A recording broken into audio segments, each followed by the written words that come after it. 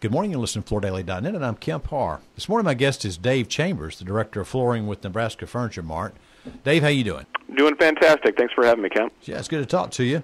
A little quick nostalgia. In my role, I've been doing these interviews for 13 years, and for a few years, I was interviewing Gary Sissel about Nebraska Furniture Mart, and then I've been interviewing Dave Snedeker.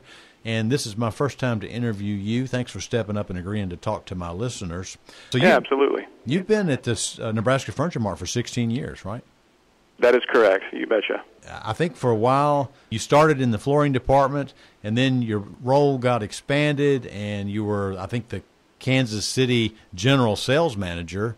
And then you've had this role for about a year and a half. Is that right? Yep, that's correct. Yeah, I started 16 years ago as a carpet salesperson when Gary Sissel was here, as well as Dave Snedeker. It looks like your passion must be flooring because you're back focusing on flooring again. It seems to be that way. You try to get out, but flooring tends to suck you right back in. But it's good because I enjoy it and definitely have a passion for it. Yeah. Well, tell us how business is doing with Nebraska Furniture Mart. Nebraska Furniture Mart's having a great year. We came off of a really strong year in 2017 as well.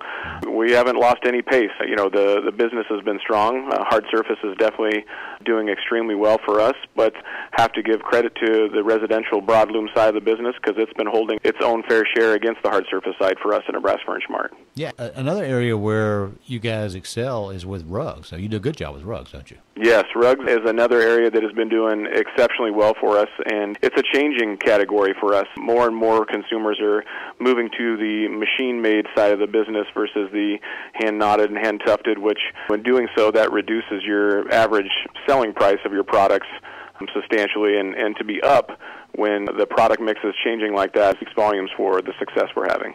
Those dadgum millennials, they just don't understand long-term value, do they? They're definitely changing the business, that's for sure. How about that? Okay.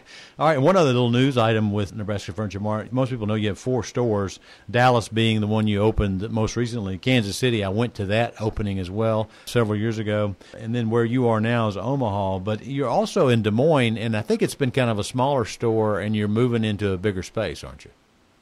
Yeah, we're really excited about this. We've had a real small satellite store in Des Moines that's offered flooring, appliances, and a little bit of electronics for several years, and they've definitely outgrown their facility, and we found a great opportunity to pick up a spot in a much more high-traffic area, fast-growing area of Des Moines, and we're going to be moving them beginning of next year. Okay, all right. And you haven't named your 5th location yet, have you? No. We haven't even really started thinking about another Nebraska Furniture Mart outside the 4 we have. We're still focused on our real estate development aspect down in Texas for all the other land that we have around our store. Yeah, I know that at one point you were looking at Nashville, and then Nashville's taken off, venturing to see if you could even find a piece of land to do that. We'll wait and see on that one. And Mrs. B used to have a slogan that was sell cheap and tell the truth. Is that still your company That model? still rings true to today. That is for sure. That's one of our leading core values. Yeah. All right, one of the questions I wanted to ask you, the kind of the topic of the day was around these tariffs, and I wanted to ask you how you're reacting to these Chinese tariffs today. Well, it's an unfortunate situation is what I would call it. I don't think anybody's really asked for the tariffs from a manufacturing standpoint or a retailer standpoint or even a consumer standpoint. We're approaching it by trying to partner with our manufacturers as best we can to limit the impact and do what's right for the consumer. We're definitely not looking at it as an opportunity to seize or anything like that. We're trying to actually reduce that impact as much as we can to keep the consumers coming in the door and keep our price advantage against our competition in our region. So your price has just gone up, I guess in some instances as much as 10%. Are you just passing that along? How are you reacting to that? We're taking a little bit different approach. We're reevaluating our lineups right now, as a matter of fact.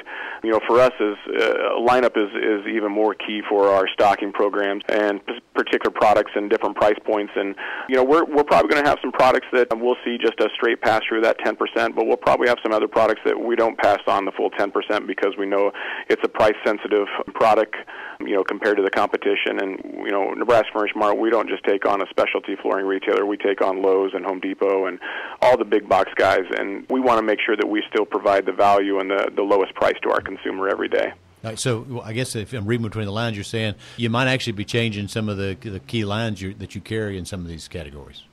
Oh, for sure. For sure. We're evaluating everything right now and just kind of seeing how all the products play out, with the price increases. And we want to make sure, like I said, our lineups are still set for the way our consumers are shopping, and we're providing the right value for them. And today it's 10%, and the threat is that in January it'll be 25%. So there's a longer range view. And so the second question is, what do you think the long-term effect of these tariffs will be? Well, it's unfortunate. I really hope we don't see the additional increase on January 1st, but from a planning purpose with Nebraska Furniture Mart and our team, we're preparing for the worst-case scenario. So, looking at the lineups, we're looking at what things could be come January 1 as well, doing some different plans, Plan A, Plan B, just to make sure we're ready for it.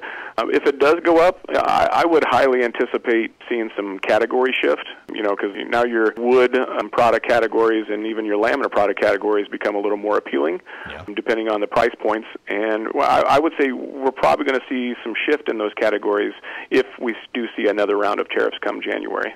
Very interesting. It's no surprise, and most people know that you're also, I think, if not the largest, one of the biggest NFA members. Do you get a feel for how some of the other members of the NFA feel about all this and how they're reacting? Oh, for sure. I think everybody in the NFA has definitely had a very unified approach to not only our manufacturers, but just the tariff in general and just our opposition to it. There could be a few out there that might have a slight different opinion, but I think the masses of the NFA would probably agree with the fact that nobody asked for the tariffs. It's an unfortunate situation, and I think everybody's trying to do the best that they can with what they've got. Yeah. All right, Dave. It's great to catch up with you. Thanks for spending time with our listeners. Again, we're talking to Dave Chambers, the Director of Flooring with Nebraska Furniture Mart based in Omaha. And you've been listening to Kemp Harr and FloorDaily.net.